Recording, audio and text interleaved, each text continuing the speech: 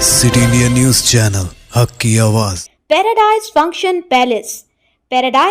Palace Mahbubnagar municipal corporation इंतखाबात के सिलसिले में ज़िला कांग्रेस पार्टी के दफ्तर में मुनक़िदा प्रेस कॉन्फ्रेंस से खिताब करते हुए महबूबनगर के रुकन असम्बली एनएम श्रीनिवास रेड्डी ने कहा कि कांग्रेस पार्टी इन इंतखाबात को पूरी संजीदगी के साथ ले रही है और 60 डिवीज़न में से 50 से ज़ायद नशिस्तें जीतकर म्यूनसिपल कॉरपोरेशन को वज़ीर आला रेवंत रेड्डी के लिए तोहफ़ा बनाने के अज़्म के साथ आगे बढ़ेगी।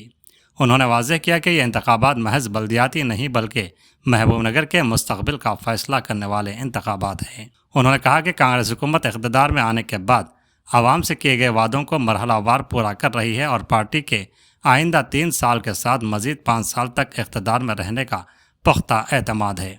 उन्होंने कहा कि महबूबनगर के बेटे वज़ीर आला बनने के बाद गुज़िश्ता 75 बरसों में पहली बार खित्ते में हमा जहत तरक्की देखने को मिली है। एमएलए ने बताया कि शहर में 603 करोड़ रुपए की लागत से ज़ेर ज़मीन ड्रेनेज सिस्टम और 220 करोड़ रुपए की लागत से पीने के पानी की मुस्तकिल हल के मंसूबों का आगाज़ किया गया है, जो विज़न 2047 के तहत मुस्तकबिल की ज़रूरियात को मद्देनज़र रखते हुए तैयार किए गए हैं।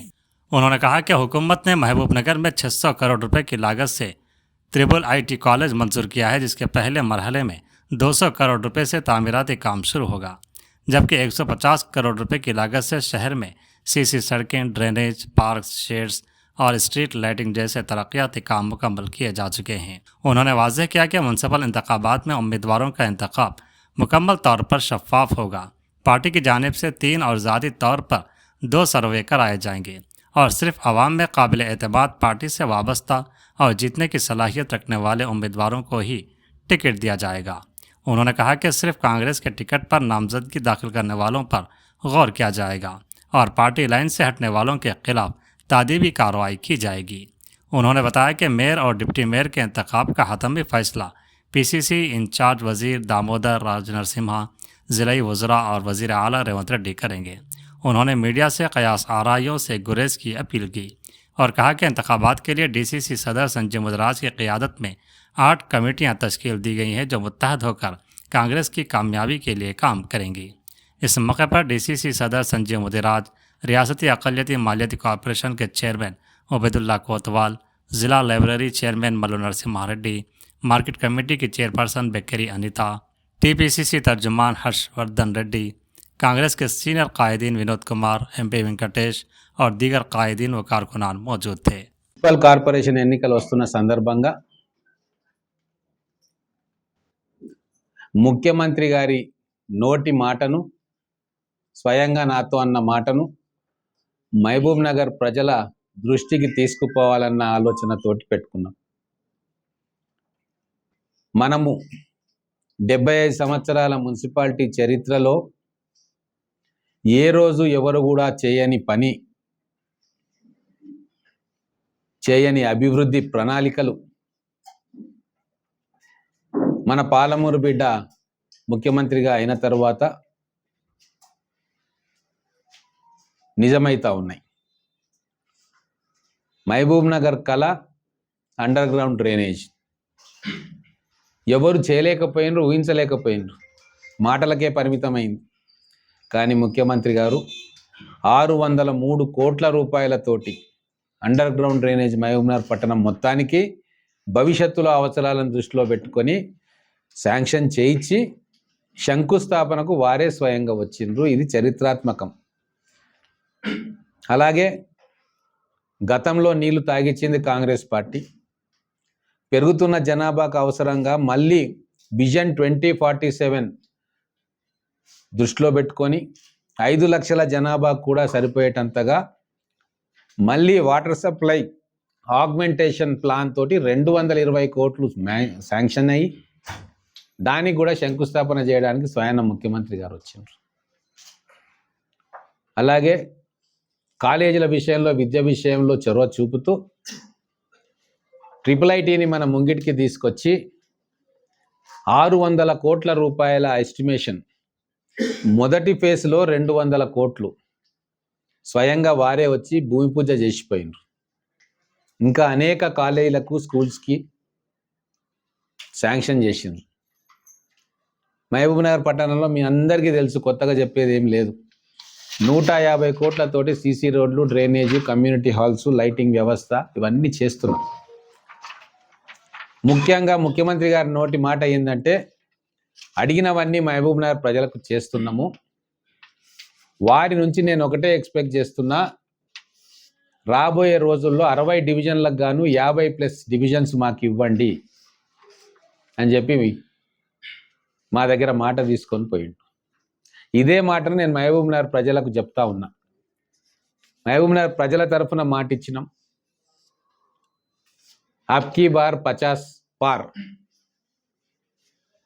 ఈ మాటను దృష్టిలో పెట్టుకొని రాబోయే కార్పొరేషన్ ఎన్నికల్లో ప్రజలు మమ్మల్ని ఆశీర్వదించాలని చెప్పి కోరుకుంటూ,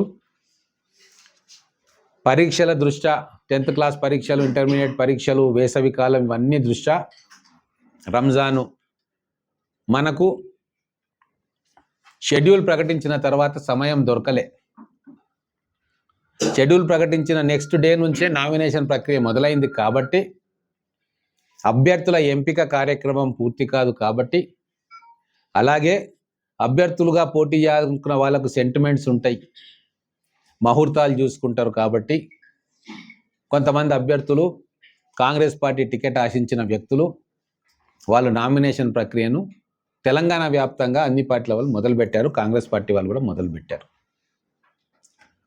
మేము అభ్యర్థి ఎంపికలో పారదర్శకంగా ఉన్నాం. అన్ని రకాలుగా 5 సర్వేలు చేస్తూ ఉన్నారు. నా వైపు నుంచి 2 సర్వేలు కేవలం నేనే చేయిస్తూ ఉన్నా, ఇంకెవ్వరు కాదు. పైన ముఖ్యమంత్రి గారు, పిసిసి ప్రెసిడెంటు, మిగతా ఒక సంస్థ, వాటన్నిటిని కూడా తీసుకొని ఇన్ఛార్జ్ మంత్రి గారి దగ్గర కూర్చొని దాని ద్వారా అభ్యర్థి ఎంపిక జరుగుతుంది. గెలుపే పరమావధిగా అభ్యర్థుల ఎంపిక జరుగుతుంది. లేనిపోని ఊహాగానాలు అనవసరం. ముఖ్యమంత్రి గారి వైఖరి తెలుసు, నా వైఖరి తెలుసు, ఇక్కడ ఉన్న నాయకుల వైఖరి తెలుసు. ఎట్టి పరిస్థితుల్లో డీవియేషన్ దీంట్లో ఉండదు. మీడియా మిత్రులకు కూడా దయచేసి నేను చెప్తా ఉన్నా, అనవసర కథనాలు అలవాటుగా రాయకండి దయచేసి. మేమందరికీ విజ్ఞప్తి చేస్తా ఉన్నాం, ఎక్కడ కూడా ఎవ్వరి జోక్యం ఉండదు. కేవలం సూచనలు, సలహాలు తీసుకుంటారు తప్ప decision making based on winnability and surveys. ఆ సర్వే కూడా ఎవ్వరు చేపిస్తలేరు. నన్ను చేపియమంటే నేను 2 సర్వే టీంలకు ఇచ్చిన. నేను 25 ఏళ్ళ నుంచి దీంట్లో నేను నిష్ణాతుని. పార్టీ తరఫున, ప్రభుత్వం తరఫున 3 సర్వేలు చేస్తా ఉన్నా. ఇన్ఛార్జ్ మినిస్టర్గా వాటన్నిటిని తీసుకొని ఏ వార్డు ఎవరికి ఇస్తే బాగుంటుంది, ఎవరికి ఇవ్వాలి, ఆ సామాజిక కోణాలు, పార్టీ సీనియారిటీ, వారి విన్నబిలిటీ ఇవన్నీ కూడా పరిగణలోకి తీసుకొని, మా సూచనలు, సలహాలు కూడా తీసుకొని, ఇక్కడ డిసిసి ప్రెసిడెంట్ గారు, కొత్వాల్ గారు, ఇతర సీనియర్ నాయకులు తీసుకొని నిర్ణయం జరుగుతుంది. నేను ఒకటి చాలా క్లియర్గా చెప్తా ఉన్నా, కాంగ్రెస్ పార్టీ కార్యకర్తలకు కావచ్చు, రేపు పోటీ చేయాలని ఉబలాట పడుతున్న వాళ్ళకు కావచ్చు, మీరు నామినేషన్ వేసుకున్నారు, ఎందుకంటే సెంటిమెంట్ కాబట్టి, టైం లేదు కాబట్టి వేసుకున్నారు. కాంగ్రెస్ పార్టీ మెన్షన్ చేసుకొని నామినేషన్ వేసిన వాళ్ళనే కన్సిడర్ చేస్తుంది. అటు కాంగ్రెస్ పార్టీ, ఇటు ఇండిపెండెంట్ ఇటు చేస్తే వాళ్ళు ఇమ్మీడియట్గా మా మైండ్లో నుంచి వెళ్ళిపోతారు. నిజంగా వాళ్ళకు సీట్ వచ్చేది ఉన్నా కూడా కట్ చేస్తాం. పార్టీ మీద నమ్మకం లేకుండా, పార్టీ సిస్టంలో ఇమడకుండా మేము ఇష్టం ఉన్నట్టు చేస్తాము అంటే కుదరదు. మేము ఖచ్చితంగా ఎన్ని నామినేషన్లు పడ్డాయి, ఆడ ఇండియన్ నేషనల్ కాంగ్రెస్ అభ్యర్థిగా పెట్టిండా లేదా అని చూసిన తర్వాతనే టికెట్ డిక్లేర్ అవుతుంది. ఇది చాలా స్పష్టంగా నేను పైన పర్మిషన్ తీసుకొని మాట చెప్తా ఉన్నా. నిన్న ఇన్ఛార్జ్ మంత్రి గారితో కూర్చున్న వారు పిలిపిస్తే ఎట్టి పరిస్థితులలో డిసిప్లిన్ను అతిక్రమించే కార్యక్రమం చేస్తే పార్టీ చర్యలు చాలా తీవ్రంగా ఉంటాయి. అలాగే ఎవరైతే నామినేషన్ వేస్తున్నారో కేవలం ఇండియన్ నేషనల్ కాంగ్రెస్ అని వేసిన వాళ్ళదే కన్సిడరేషన్లో ఉంటుంది. వారు ఇంకో సెట్ ఇండిపెండెంట్గా వేసిందని తెలిస్తే నిజంగానే నెంబర్ 1 ఉన్నా కూడా కట్ చేసి నెక్స్ట్ క్యాండిడేట్కు పార్టీ కన్సిడర్ చేస్తుంది. ఇది మీ ద్వారా అభ్యర్థులందరికీ కూడా పోవాలని చెప్పి కోరుతాం. బీ ఫామ్ కూడా నిన్న మాట్లాడినప్పుడు పెద్దలతోటి నామినేషన్ ప్రక్రియ పూర్తయిన తర్వాత క్యాండిడేట్ సెలెక్షన్ అయిన తర్వాత ఆ క్యాండిడేట్లకు బీఫామ్ వస్తుంది. ఒకవేళ ఇద్దరు కాంగ్రెస్ అభ్యర్థులు ఇండియన్ నేషనల్ కాంగ్రెస్ అని పేరు పెట్టి ఆ వార్డులో సబ్మిట్ చేస్తే ఎవరికో ఒకరికి బీఫామ్ వచ్చిన తర్వాత ఇమ్మీడియట్గా వాళ్ళు వచ్చి విత్డ్రా చేసుకోవాలి. లేదు మేము ఇండిపెండెంట్గా పోటీ చేస్తా అంటే ఖచ్చితమైన క్రమశిక్షణ చర్యలు ఉంటాయి ఇమ్మీడియట్గా. దాంట్లో ఎటువంటి వెసులుబాటు లేదు. ఇక్కడ 3 సంవత్సరాల అధికారంలో మేమే ఉంటాం, మళ్ళీ 5 సంవత్సరాలు కూడా మా ప్రభుత్వమే ఉంటుంది. వాళ్ళ రాజకీయ భవిష్యత్తు ఆలోచన చేసుకొని నిర్ణయాలు తీసుకోవాలని కొంతమందికి 95% పార్టీ లైన్లో ఉంటారు. కానీ కొద్దిగా నేను అటైతే ఇటైతే అని చూస్తారు. అది వాళ్ళ ఇష్టం. కానీ మా వరకు మా డీసీసీ ప్రెసిడెంట్ గారు కావచ్చు, ఎమ్మెల్యేగా నేను కావచ్చు, తర్వాత ఇక్కడ సీనియర్ నాయకులు కావచ్చు, ఈసారి పైనుంచి ఆదేశాల మేరకు ఒక డిసిప్లిన్డ్ పార్టీ వ్యవస్థను నిర్మాణం చేసుకోవాలి. ఇది కొత్త కాంగ్రెస్. రేవంత్ రెడ్డి గారు, రాహుల్ గాంధీ గారి నాయకత్వంలో ఇది కొత్త కాంగ్రెస్. మారుతున్న చరిత్రను బట్టి ఇక్కడ ఉన్న దాన్ని బట్టి ఒక కొత్త ఆర్గనైజేషన్ను భవిష్యత్తు కోసం తయారు చేసే కార్యక్రమాలు మేము చేస్తూ ఉన్నాం. కాబట్టి కొద్దిగా స్ట్రిక్ట్గానే ఉండాల్సిన అవసరం ఉందని చెప్పి పైనుంచి మాకు ఆదేశాలు వచ్చినాయి. తరువాత స్ట్రిక్ట్గానే ఉండాల్సిన అవసరం ఉందని చెప్పి పైనుంచి మాకు ఆదేశాలు వచ్చినాయి. తరువాత మేయర్ గురించి చాలా ఊహాగానాలు ఉన్నాయి. ఇది ముఖ్యమంత్రి గారి సొంత జిల్లా. మాకు గతంలో డిప్యూటీ సీఎంగా పనిచేసి తెలంగాణ రానీకే కారణమైన మోస్ట్ సీనియర్ నాయకుడు దామోదర్ రాజనరసింహ గారు ఇన్ఛార్జిగా ఉన్న జిల్లా కార్పొరేషన్. 2 మంత్రులు ఈ జిల్లాకు ఉన్నారు. తర్వాత ఇక్కడ సీనియర్ మోస్ట్ నాయకులు 30 ఏళ్ల నుంచి 40 ఏళ్ల నుంచి కాంగ్రెస్ పార్టీ జెండాను మోస్తున్న నాయకులు ఉన్నారు.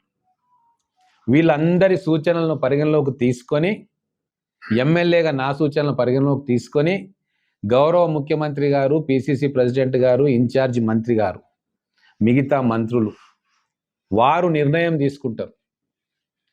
మేయర్గా, డిప్యూటీ మేయర్గా ఎవరికి అవకాశం ఇవ్వాలి అన్న నిర్ణయం నేను చెప్పిన వీళ్ళందరూ కలిసి తీసుకుంటారు. కాబట్టి ఎటువంటి ఊహాగానాలకు కానీ నేనున్నా నువ్వున్నావని చెప్పి ఇంటర్నల్గా మాట్లాడుకునే దానికి దేనికి కూడా లెజిటిమసీ లేదు. ఇది ముఖ్యమంత్రి గారి స్వయంగా అన్నీ చూసుకొని వారు అందరితోటి కలిసి ఒక నిర్ణయానికి వస్తారు, వారి సొంత జిల్లా. కాబట్టి నేను మీడియా మిత్రులకు కూడా చెప్తా ఉన్నా, ఫలానా మేయర్ క్యాండిడేట్ అంటే దయచేసి మీరు ఎవరిని ఎక్స్పోజ్ చేయకండి. ఉన్న వాస్తవం నేను చెప్తా ఉన్నా. కార్యకర్తలు కూడా ఉట్టిగా మీరు ఎక్స్పోజ్ అయితే అనవసరంగా మీకు నెగటివ్ మార్కులు వస్తాయి. ఎందుకంటే ఎంతమంది పెద్దలం ఉన్నాం, పార్టీల 30 ఏళ్ళు 40 ఏళ్ళ నుంచి ఉన్న వాళ్ళు కూడా ఉన్నారు. వాళ్ళకు కూడా హక్కు ఉంటుంది వాళ్ళ అభిప్రాయం చెప్పేది. కానీ బహిరంగంగా ఏ సీనియర్ నాయకుడు చెప్పట్లే. టైం వచ్చినప్పుడు అధిష్టానము, ముఖ్యమంత్రి గారు, పిసిసి ప్రెసిడెంట్ గారు, జిల్లా ఇన్ఛార్జ్ మంత్రి గారు అందరి అభిప్రాయాలు తీసుకొని ఉన్న పరిస్థితులను, సామాజిక నేపథ్యాన్ని అవన్నిటిని పరిగణలోకి తీసుకొని వారు నిర్ణయం తీసుకుంటారు తప్ప ఎవరి చేతిలో ఏమీ ఉండదు. మేము సూచనలు ఇస్తాం అంతే. మా సూచనలు ఒక డెమోక్రటిక్ పద్ధతిలో వాళ్ళు తీసుకుంటారు. తరువాత ఈ ఎలక్షన్ నిర్వహణకు అందరు నాయకులు కూర్చొని ఒక ఆలోచన చేసిండ్రు. డిసిసి ప్రెసిడెంట్ గారి నేతృత్వంలో 7 కమిటీలు లేదా 8 కమిటీలు డిసిసి ప్రెసిడెంట్ గారు ప్రకటిస్తారు. కమిటీలను ఏర్పాటు చేసుకొని సమన్వయంతో మా సీనియర్ నాయకులు, ఎన్నికలలో ప్రత్యక్షంగా పాల్గొనని నాయకులందరూ కూర్చొని ఒక్కొక్క డిపార్ట్మెంట్ని ఒక్కొక్క సీనియర్ నాయకులు వారి టీం తోటి పర్యవేక్షణ చేస్తూ ఒక కుటుంబం లాగా కాంగ్రెస్ పార్టీని ఎన్నికల్లో గెలిపించే పని మేమందరం చేయబోతా ఉన్నాం. ఎందుకంటే మా మీద ఇప్పుడు ఒక బాధ్యత ఉంది.